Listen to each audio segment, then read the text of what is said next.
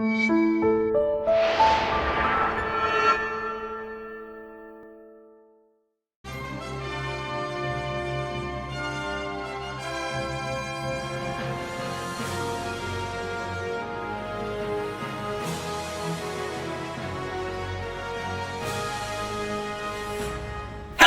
Captain Logan. I'm Eric. And the name of the show is Deep Space Babylon 59. Eric, today we're going to talk about an episode of Babylon 5. We're going to start with Babylon 5 with the absolute most melodramatic and theatrical villain we've had. Yep. And boy, did I love this guy. What is the name of this episode? And the Sky Full of Stars. The Sky Full of Stars. It bothers me because there's not a was. And like there should be, and the sky was full of stars.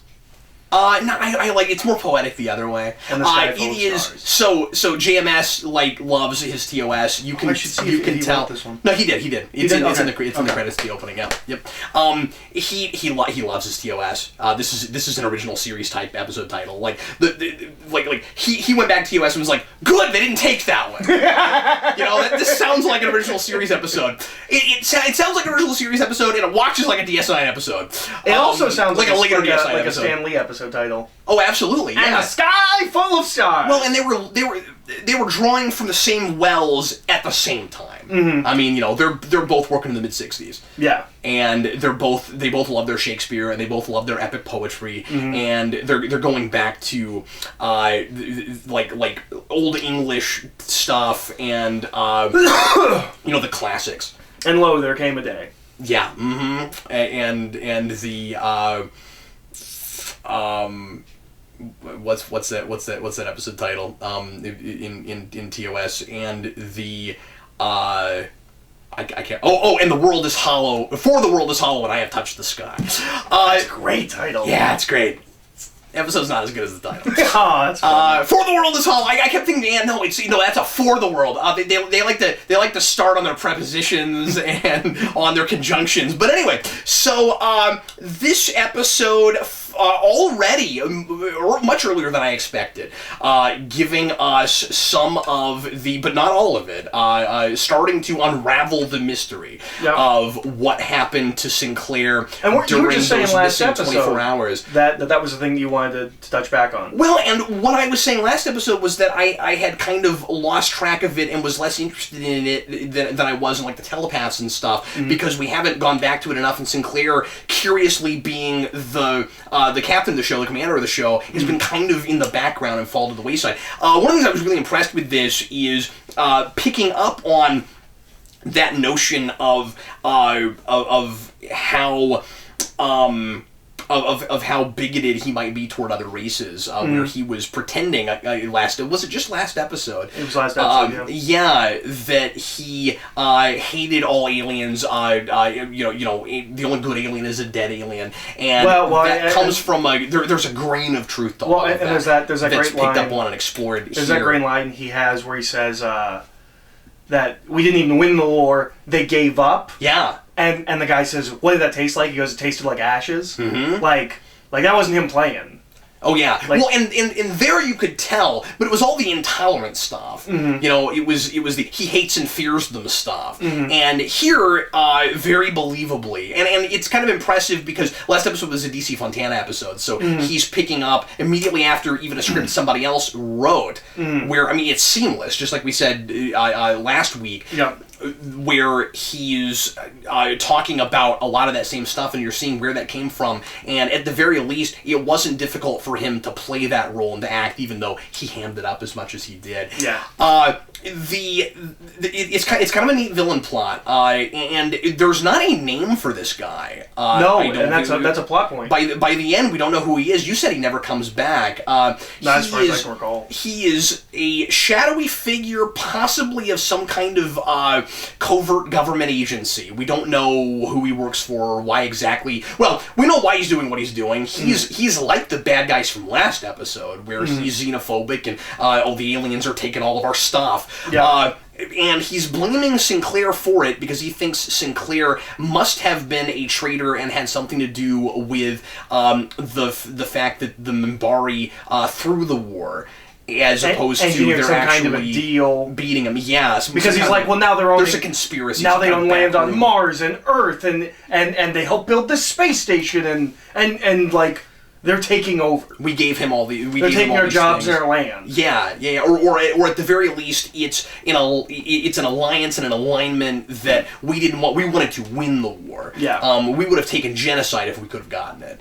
And that's kind of where he comes from. And he does all of this through a virtual reality simulation where he is trying to kind of make Sinclair mad and at the very least just kind of freak him out to the point where he can get him to tell him all of his secrets. Well, the big thing is that we've been told that there's a missing 24 hours. Right. And he wants to know what's in that 24 hours. I don't know if we knew for a fact that he has no memory of that period. Yeah, well, and he talks about that toward the beginning. I think that's what we're supposed to think, and that's what that's what he tells everyone. Mm-hmm.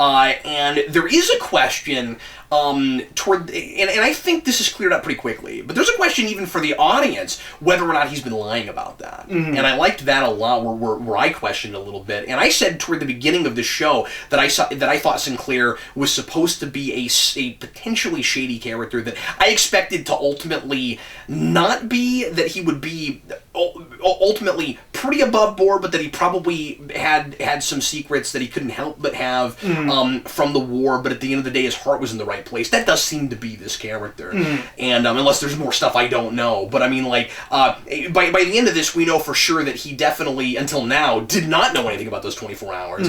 And but like I said toward the beginning, it becomes pretty clear pretty quickly that because the only stuff that this guy is really able to get out of Sinclair that he hasn't really admitted to before is just how he feels about the Minbari and how difficult it is for him to even look at one. And that's really important when you see how much progress he and Delenn have kind of made in their relationship and as Delenn says, their friendship. And I don't know how much of that is real and how much of it is just tactical.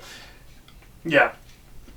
But I've seen this, of course, with a whole lot of shows where you use this kind of like surreality or like non-reality in order to get information out of someone or to like I've seen torture handled this way, but also to like to just like personify something in somebody's psyche. Which we're doing both of those things. I love how the machine is visualized with the beams going into their eyes. Uh-huh. That's cool. I like that. Like I said, the bad guy is insanely theatrical, but I only like in that there. he's not that. That's what I was gonna say. I like that he's not that way when he's outside of the virtual reality. I mean, he's still a master of diction. Certainly, but he's trying to be this larger-than-life force. I wish they'd gone a little farther with that, and some of this might have been budgetary constraints, or maybe they just didn't think of it. He should have had a more theatrical costume. I think it would have been really cool if he at times like changed size and stuff. Yeah. I was gonna say they should have bigger. They should have played with that, and it's on the DS9 episode we're going to talk about this week because it's not at all the same thing, but we're also kind of dealing with a surreality there also, and they actually do play with space and orientation and stuff in a way that I think this episode should have done more of. I agree. There is some cool stuff done with the cinematography, but we don't go far enough with it. Yeah, it's more the Chris Nolan school of the mind. Yeah. It's very grounded, it's very... So the main development here is that when he tried to... And I don't even think we knew... what he did before, just before he blacked out, but maybe they do tell us that. I can't remember. We've heard that it was in the Battle of the Line. But we don't know that he tried to ram a ship. Yeah, I don't think we know that. So the idea is, he tries to, in a last-ditch effort, he thinks he's gonna die, he decides he's gonna take the bastards with him, and he tries to ram his ship into a Minbari ship, and they tractor beam him and bring him into their ship, and that's this council that we've been told about that I forgot about, that you had to remind me about, so thank you for doing that. And I guess this comes from Eric reminding me this, but apparently we had been told before that there were 9 of them. We see 9 in a circle, and one of them turns out to be Delenn. Yep. Which we also knew before Which is why when he first she was part of when it. he first pulls the hood up, I was like, "Do you know who it is?" Not even because it was like fully a mystery, but I like we knew that she was on the Great Council before this, so I figured you would have guessed that. In my defense, we're not binging this. No, we're not. And I imagine week to week, the number of people that would have even realized it was a mystery to solve is much lesser than if you're binging this. Yeah, no, and I do agree. think this show probably binges better than it watches week to week. And of course, there's only so much time in our week, to do these shows. But yeah, I'm gonna call that a slight against this, that has not been enough in the forefront, and my instincts have been telling me that should be more at the forefront, and we're just dealing with so many subplots and so many species and cultures that we're trying to teach the audience about, that it is somewhat understandable that that might miss me. The full serialized storytelling is not a thing that we're doing at this period in time. You're right, but that's not on me. It's been too many episodes. No. That wasn't saying. It was like I was just asking, like, do you remember this? Yeah, because it's important. Yeah, and I was just surprised. I was like, oh wait, there's a thing I should have noticed there. But like, Delenn has been so mysterious and in the background for me. Like, she's the character I've most struggled to remember things about, besides the telepath who we have done nothing with. Yeah, she's really in and out. Even in the episode where we brought in Chekhov, Walter Koenig, we didn't really do much with her. No, and she'll get more and less. Like, she's the closest to just a reoccurring guest. She's not a main character. Because at the beginning, she will be sometimes, and she will not be other times. Because at the beginning, so she's sort of like Garrick or somebody. Yeah. But yeah, although I think you've only seen Garrick the one time so far, yeah, maybe twice, I forget. But who's Garrick? Garrick is in DS9 is the Taylor Cardassian who lives on the. Oh yeah, I've only seen him once. Yeah, okay. Yeah. But yeah, he's a recurring character. Okay. Who pops in a lot. Yeah. More of a recurring character. More like that. Yeah. Yeah. But anyway, and then by the end, we know for sure that Sinclair remembers what he saw in that vision, or some of it. Well, everything he saw in the everything he saw in the vision. Yeah. Not everything in the 24. He knows everything we know, as far as we can tell. Yeah. I felt like they laid some of the flashback stuff on a little too thick. Like in that bit. They did not trust their audience. No, they did not. There was, and for a minute, I wanted to give it to them because who's he talking to in that scene? Is it Delenn? Yeah, he's explaining it to Delenn, and actually he's not. He's like.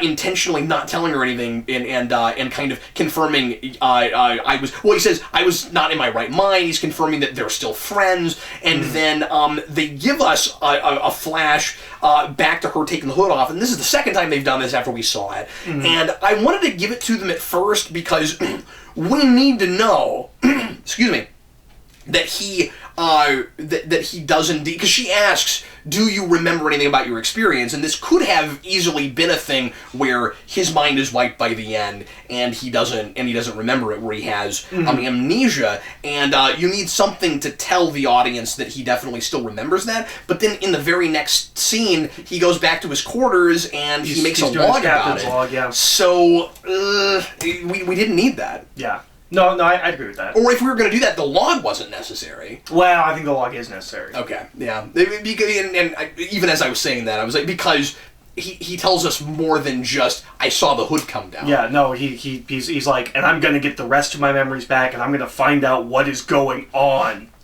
I'm also very interested in I don't even want to call it a subplot, but the bits we get with the Doctor in this episode. When he talks about not turning over his records.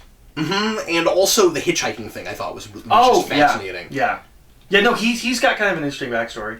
Not like a real, like, concrete, like, this is what he did from here to here, but he's an adventurous kind of a person. I just find him so likable. Yeah. And I like how curious he is, and that he has kind of a sense of wonderment and idealism about the future. You know, he's very optimistic, and I like in this is a more uncertain future than a Star Trek future, of course. Yeah. And I like that he thinks things can get better. Yeah, we do some really interesting stuff with Dr. Franklin. I can't wait for more. I can see him turning into my favorite character. He is the main character in the episode I said that made me love the show. Oh, neat. Yeah, he's the main character. Cool. I'm excited about it. I should say this. I don't have a favorite character in the show yet. Yeah. There are a bunch of people tying for it right now. Is it Londo and Jakar? I want Jakar to be at the top. Oh, he's not there yet. He's likely to get there. Yeah. But Franklin is sitting there, and I don't know. I want more stuff with the Vorlon. Oh yeah. Yeah, Kosh is great. Yeah. Thank you. I couldn't remember his name. Yeah, I can remember the species that time, but not the. But anyway. Yeah, last video you called him Kosh, but couldn't remember Vorlon. This time you remember Vorlon. Maybe next time I'll get both at the same time.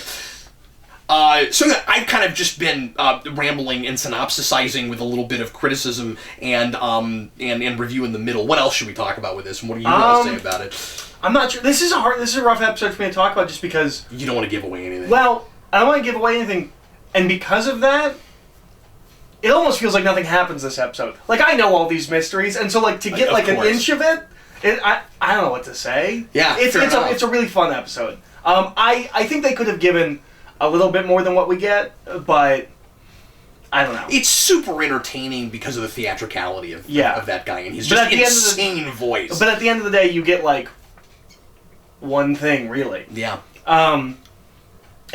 And you will know most, if not all of that, by the end of the season. So it's not like we keep stretching it. And I definitely did feel like we were inching forward. The thing I was most impressed with was just that we...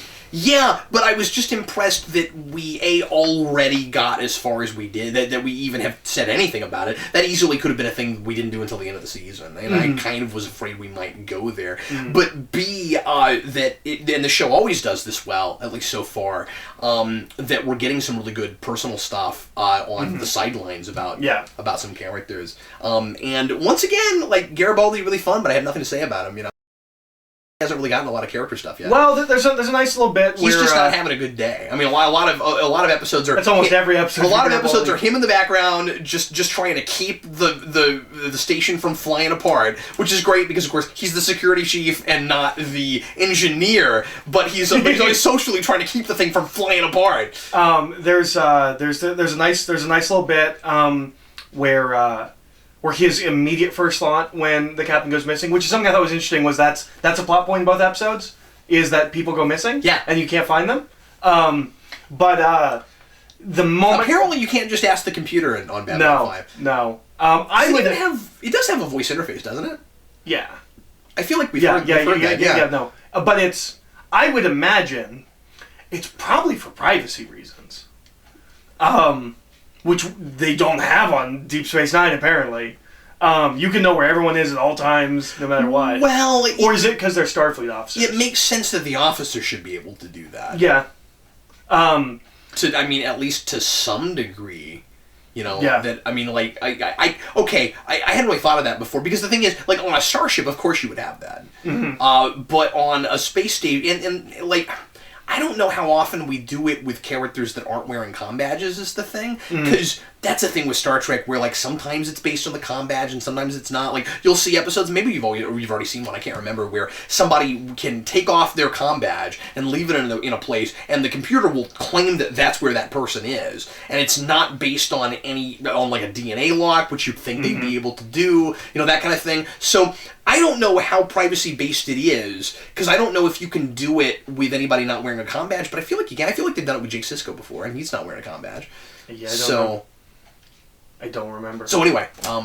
But there's this really nice moment with Garibaldi and Ivanova where the moment Sinclair goes missing, he goes check the airlocks. Yeah. The ship's gravity will keep them or the station's gravity will keep it to the side of it. And she just says, like, I'm really glad I don't have to live in the world that you live in. Yeah. I thought that was a nice little character beat. Yeah, because, like his world would be more morbid. And then neither of them would want to be Franklin. And then, later, someone does get spaced. Oh, yeah, I guess so. Yeah, he was right, just not then. That is immediately what they did when they killed someone, was they threw him out the airlock. Yep.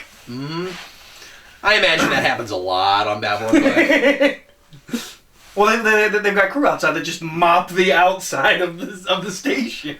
A lot of characters not in this episode. Yep. Londo nowhere to be found. Jakar nowhere to be found. Which is the first time in a while. I mean, Londo's usually got a presence. And Jakar less often. I mean, like, you'll have Londo episodes where Jakar's not there, even though they have their rivalry. Well, he's easier to throw in an episode because he's just a ball of fun. Yeah. You can just throw him in for a scene or two. Sure. Just like Quark. I mean, I know we always compare him to Quark, but yeah. Londo Jakar. Your episode does not have to be about Londo. I mean, he and Garibaldi have that in common. Like he can show up a lot, and the episode's not about him. Yeah, and they have an interesting relationship that we've seen kind of back and forth. A little bit, yeah.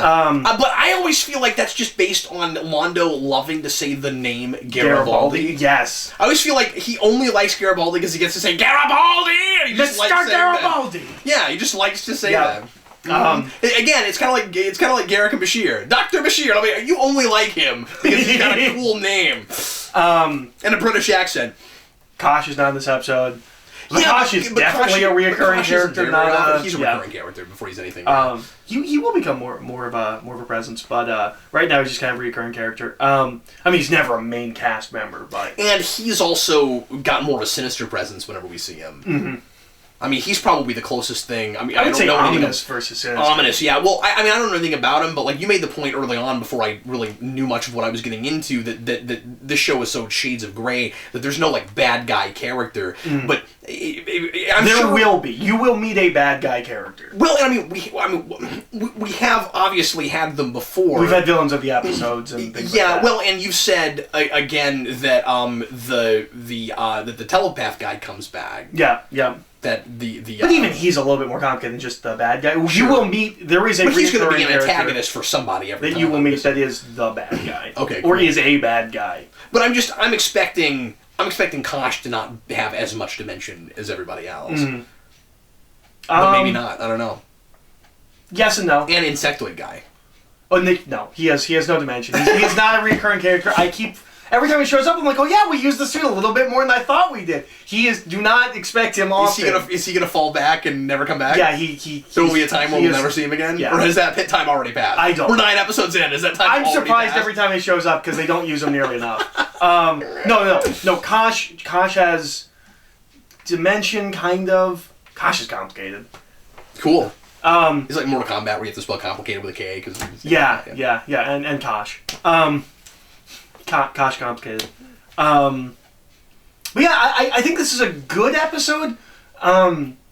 It's a fun to watch episode, but I don't know if there's a lot to say about it. It really is just we've inched the mystery further. How impatient are you to get past first season? A little bit. Yeah. Yeah. Well, it's not even fully get past first season. I would love so much to just sit down and binge these so we can get to the juicy stuff. Yeah. It's not so much past first season. It's just there are certain things to the big development. Yeah. There are certain things that are like quintessentially the show that we haven't even gotten to yet. We're still in established the universe territory, right? Yeah. I mean, I feel like we're beginning again to inch past that, but it's still status quo building. Yeah, the bad guy that I was talking about, like, it's so weird to me to watch episodes where him and his entire plot line isn't even present. And I know why it's there, because you build to that, but, like, it's weird that we're watching episodes. I'm like, when does that start happening? Because that's important.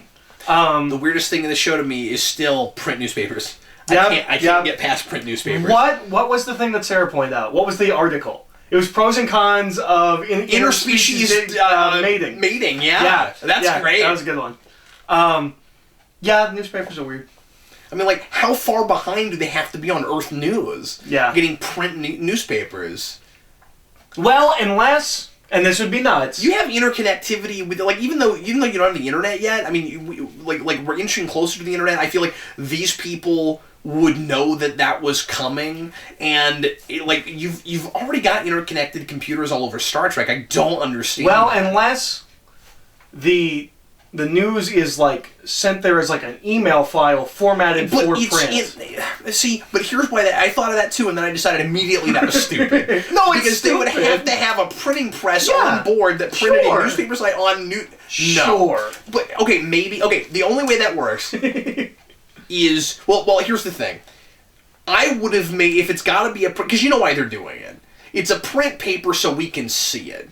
Like, we don't want to. We're not looking at screens as often on. We also, I think we only see Garibaldi with it, and he's a very old school character, so I think it fits his character. He's always reading a newspaper. Yeah, okay, and I like that. Like, maybe I shouldn't read so much into it because it's not so much about the world as it is about it's telling us something about this character. Mm-hmm. So it's almost an abstraction. But it is something that is weird Going it's backwards. weird to think about. Yeah, but I think it would have been weird then, even pre-internet. I have a hard time buying that because again, you're extrapolating forward. But I don't know if you would think about it as much. Maybe not. I don't think it would be as glaring. Like if you thought about it, being a Trek guy, I feel like I would. Sure. I would at the very least expect it to be on something like an iPad. Mm-hmm. I mean, like Trek, they're bulky, but they have what they call pads. Mm-hmm. I mean, we even called them that. And I think I don't think iPad is called iPad without Star Trek. But anyway, I would have made it clear that it was not that it was on an Earth paper that it was a paper printed specifically for Babylon 5 because Babylon 5 works like its own city. Yeah. It might be. I don't know. And so, like, they could have a journalism. They could have journalists, and we know they have journalists. Yeah. You know, we've seen the TV journalists. But anyway, that's all neither here nor there. Anything else you want to say about that before we move along? Home. No. Okay.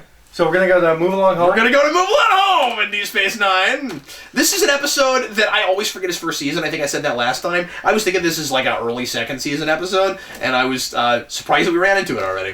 This episode is wonderful. I hope the rest of the show is like this.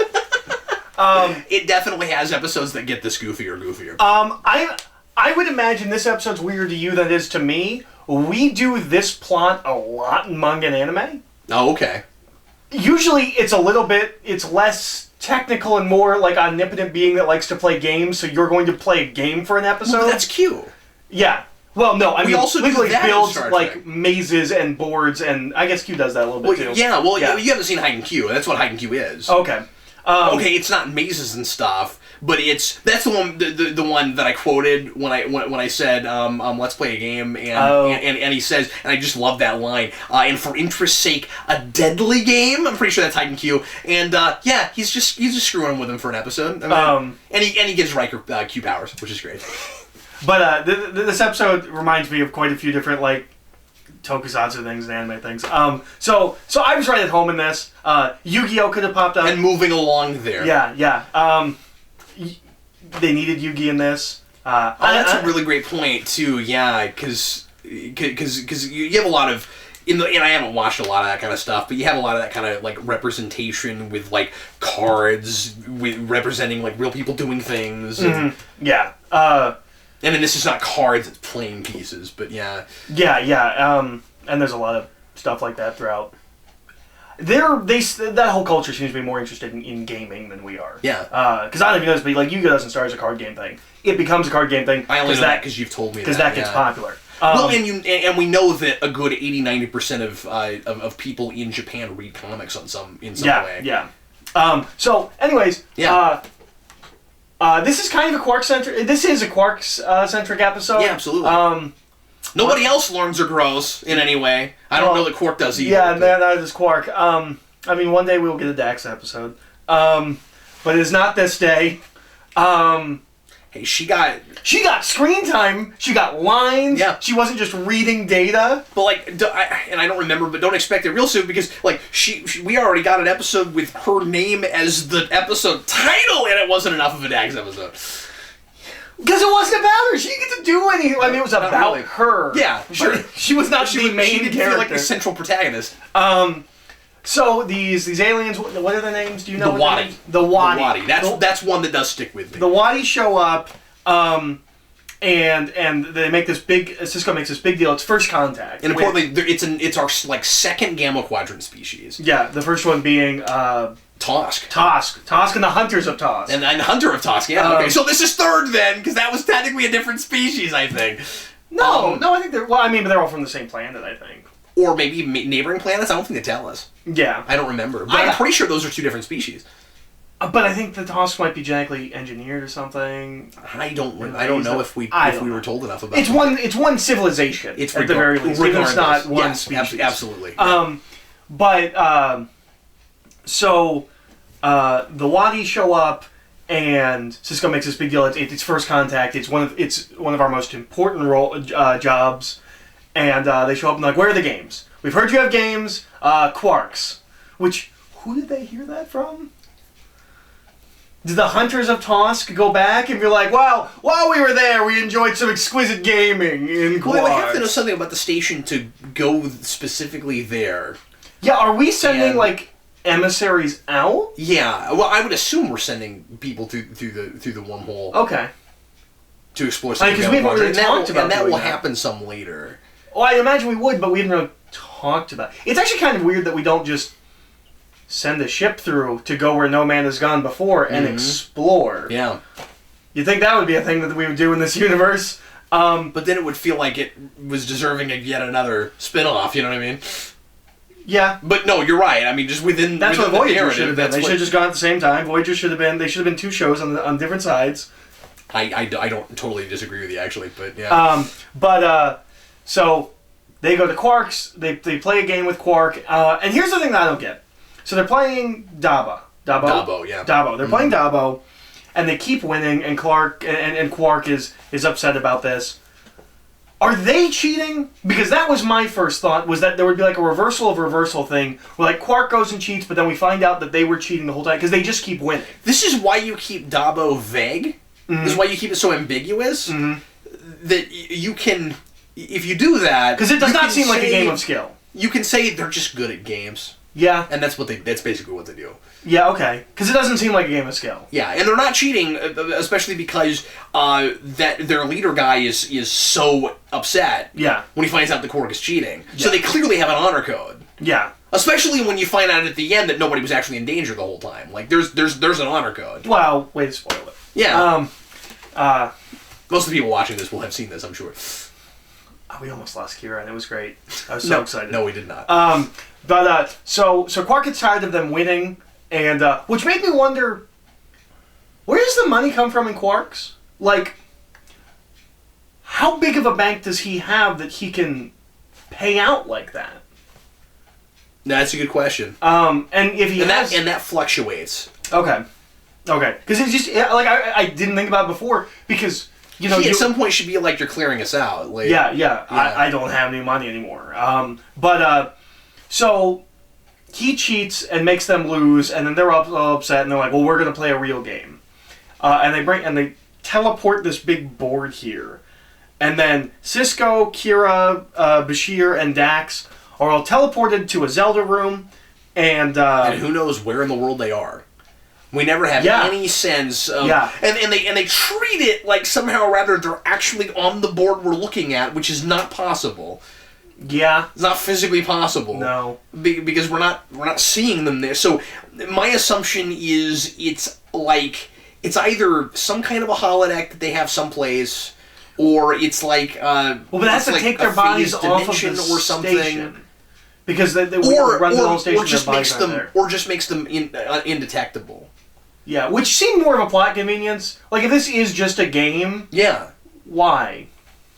Why does it cloak their body? That's always been my big question at the end. Is it doesn't matter that they're involved. Yeah, that's the big thing that makes this a big downer for me by the end. It doesn't matter that they're involved. And why is it? It feels like we're just wasting time. This is a 20-minute animated series episode by the end of the day. Is it just? This so could have been a TAS episode easily.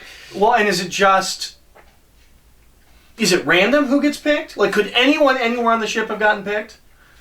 No, it has to be main characters. No.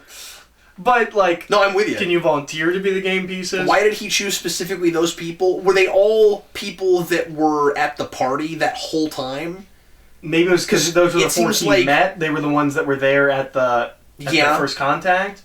So he picked them, maybe? But how would he even know if Quark cared what happened to them, given that he's a con man?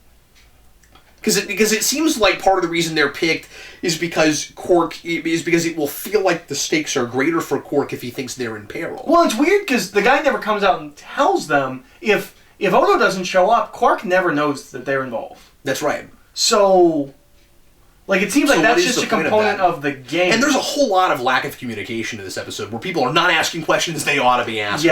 No. This episode doesn't actually make any sense. No, it makes no sense. There's a lot of questions I have about the game. It's fun and hysterical, and I enjoy it, but it is. It is a nothing episode by the end. I wish the game dimension. We'll just go with that. Game dimension. Right. I wish the game dimension was a little bit more extravagant. I kind of wish I had, like, fire shooting out of walls. Like, things that they actually had to get past. Because we have them walk, and we're like, they've passed stave 1. It's ultimately and then it's Shap. But Shap. It's Shap 2, and then they're like, okay, we have to dance and move. Well, and they don't actually have to pass 1 because that's only for children. That's only right. Children start on the first. Yeah. Okay. So they go to Shap 3, and they have to do that dance and rhyme. Yeah. Okay, so they get past that, and then the rest of it is just walking through hallways. And they're like, wow, your figures are doing pretty well. Or they're not doing good. But they're just walking, and then everything starts shaking and people start falling. Well, I wanted a little bit more threat. I mean, there's the you gotta drink the stuff you think might be poison room. Yeah, I guess you're right. Which is lame. Where the guy is in there even though he's outside. You gotta drink the orange juice. Why is he there? I don't know. Like he's the game master. Why does it project him as the game? Okay, the big question I always had is, how in the world does Quark think that this is a usable game in his establishment? Because every time you play it, random people are going to disappear that you can't make money off of anymore. Well, and part of my thing with this... That sounds so impractical. He's like, let's put 2 in. I'm like, okay, there's 8 people, presumably in your bar, that just disappear and that have to, like play this game. Well, and there's a difference between a good game and a good gambling game. Right. Like, this doesn't feel like a gambling game. No, this feels like the kind of games I play with my friends. Like, these are more complicated games. Yeah. Even like it's a board game. It's not a game you would gamble with. And I don't understand how the wagers work. Yeah, I don't. If your pieces make it, that seems to be the only things. Yeah. And if they don't make it, you lose everything you've made so far. Okay, so they do tell you what the rules are, but... Yeah. But it almost feels like it's a component that he's adding on the fly. And I wanted them to come out and say that, because he's like, when children start on the first Shap, why are children gambling? Like, explain that to me. Well, but, like... You would teach Jason to play blackjack. Sure. Like, you're using chips. Yeah. But I suppose. Yeah. Well, and you could teach a kid a card game without the gambling component at all. That's true. So, like, maybe kids just are taught to play this game. Yeah. Maybe gaming is so much a part of their culture that everybody is playing for wagers. I mean, that's how you earn allowance or something. Like... I want to believe that this has nothing to do with their culture, and they're like the nerds of their world. But all of them. And there's quite a few of them that come in on that ship. Yeah. Like, the sense I get is that, and we do this with so many Star Trek races, where, like, it's all around a thing. Mm-hmm. And so my sense is it's a gaming culture. And I like that idea. Yeah, I like that idea, too. Sure. But there's a part of me that wants to believe that these are, like, the losers of their, like, oh, you play, I don't know, I can't think of a game off the top of my head. You play Stratego. Anyways, I was trying to think of the Catan. Yeah. You play Settlers of Catan, you loser. Is that the Star Trek Settlers of Catan? Which I haven't played yet. I gotta get that at some point. Oh, have you not played it? It's expensive. Is it? I've never played Settlers of Catan. Probably because it's expensive. But I mean specifically the Star Trek one. Yeah. No, I actually have played the original Catan, but there's a Star Trek version. I would like to get it at some point. But yeah, I kind of wish that whole gaming dimension. I feel like I would be more forgiving of all that gaming dimension stuff if it was more over the top and fun. If the perils seemed insane, and if there were real stakes. I don't mind that there's no real stakes. Really? Yeah, that doesn't bother you? That doesn't bother me at all. Okay, here's why it bothers me. Because it's real for them in the moment. But we've already talked about the reason that I feel like it ought to bother you, which is, okay, well then what's the point of their being there? That's the main thing for me. It doesn't matter that they're there. If it was more fantastic and it was more fun to watch, it doesn't bother me at all. As it is, it bothers me a little bit. But that's still just a really bizarre, gaping plot hole, I feel like. Oh, this whole episode's a bizarre, gaping plot hole. Yeah, no. It's harmless fun. It's a throwaway episode. Like, yeah. I'm trying not to be super critical of it. Okay, but it doesn't have to be. No, there could have been more here. No, this could have been a cooler episode. I mean, it would have been really interesting to actually deal with the fact that Quark has to make decisions, and so do they. Like, they really skip past the fact that it's not all about what Quark does. They have to actually that's really vague. That get them through a place. Like what happens to them if they choke on the smoke and die? Yeah, well, and there needs. I guess they just appear and you lose, and Quark's like, "What? I rolled right." He's like, "Well, your playing pieces were idiots." Yeah, there needs to be a point where like one of those pieces like moves or something against how Quark wanted them to. Yeah, exactly. And he's like, wait, what's going on? And that'd be really cool. Yeah. Because I don't even understand how I forget his name, but how the main Wadi guy knows what they've done. Yeah, I don't know.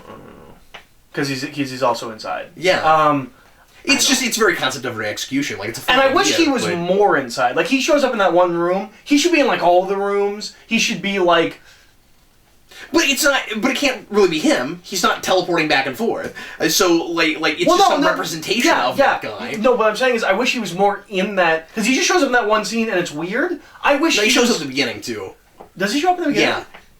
Yeah. When they're first in there? Yeah, at the very beginning. Oh, yeah, because he says like because he says move on home. Like he shows up, move on home, and then he's jumping around.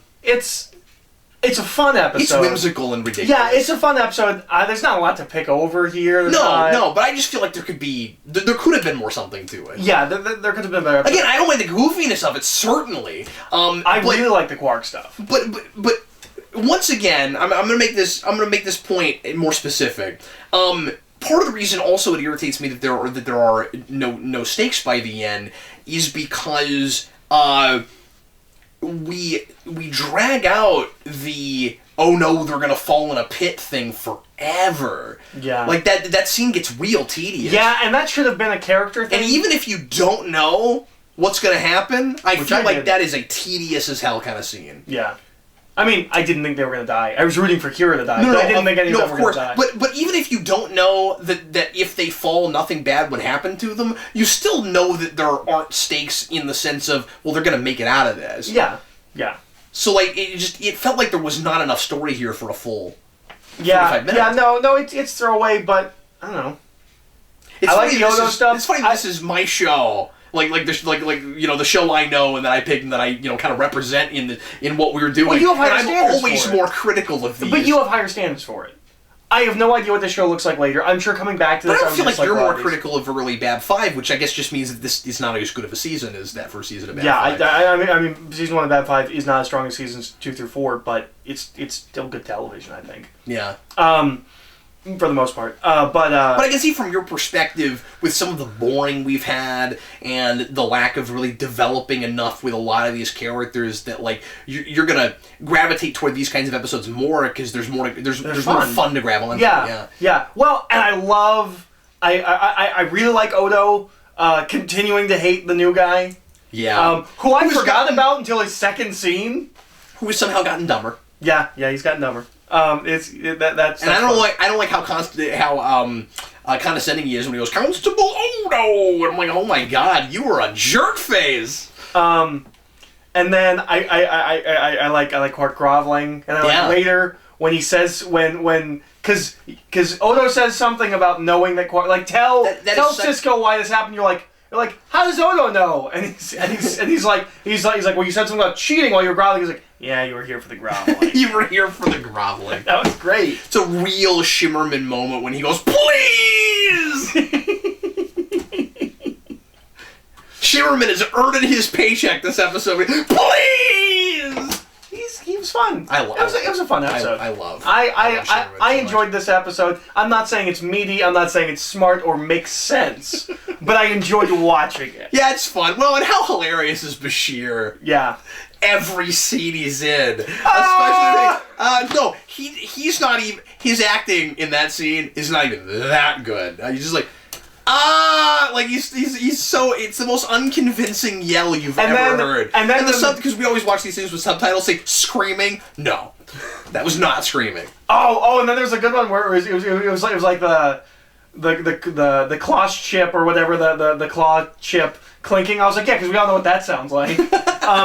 But I love that they had a use for those sticks. After at the beginning, they had a thing that sounded really innuendo-y to me. Yeah. Where it's like, these sticks have many uses. Yeah. He's like, they're highly sought after. I'm like, oh, good for you. You invented sticks. And everybody's like, I want to know what they're made out of, or like, there's something special about these sticks. And they're just like, because it feels like they're just like chanting with them. Because it feels like they invented something like amazing, where it's like, these sticks have all these different uses. I'm like, well, unless they're like a magic wand, like you flick them, and some kind of like dust or something pops out, or like they have some kind of like amazing product. I was ready for them to like glow or something. No, they're just sticks.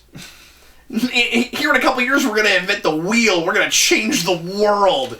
Before that, we invented this really complex game with teleporting technology. Yeah, I love that! That you have this civilization that is so excited about freaking sticks, but they can transport you to who knows where and have you play some kind of a game. But those sticks can be anything. They have many different uses. We don't actually know what's up, but you're assuming they're just sticks.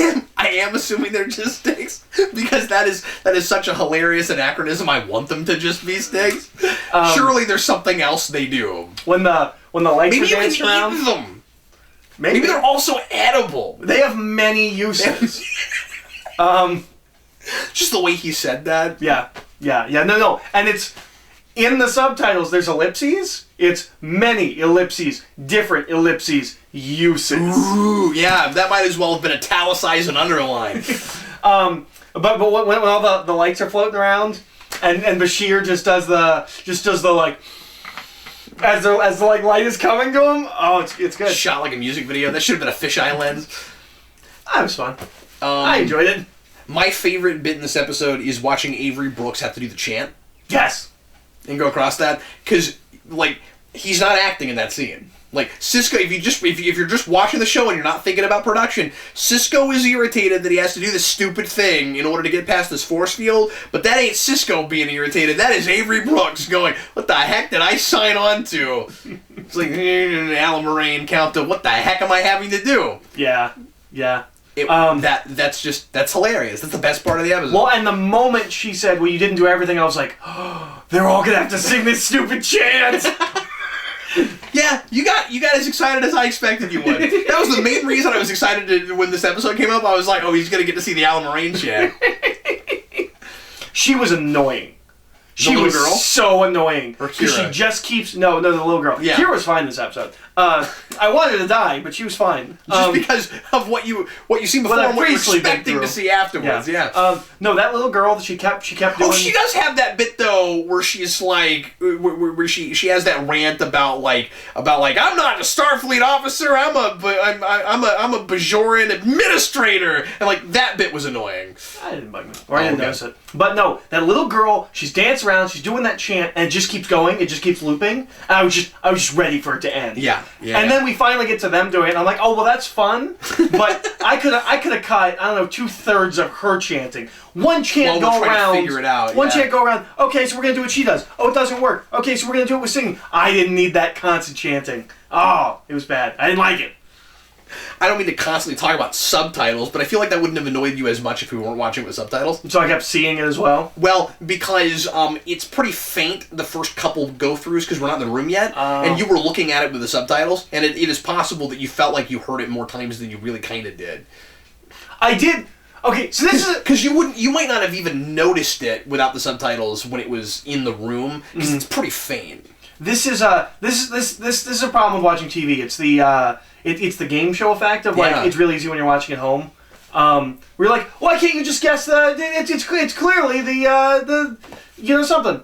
But just drink the orange juice. No, that's not the one that bothered me. The second they walk in the room and there's a tiled floor and some of them are colored, I'm like, well, you walk in the colored ones.